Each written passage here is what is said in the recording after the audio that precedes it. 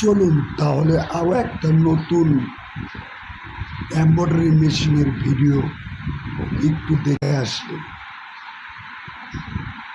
আসলে মেশিনটা নতুন ইনস্টল হয়েছে।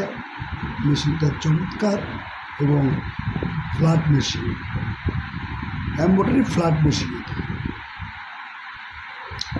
কাজের কোয়ালিটি এবং কাজের ফিনিশিং চমৎকার, অসম্ভব ভালো লাগছে।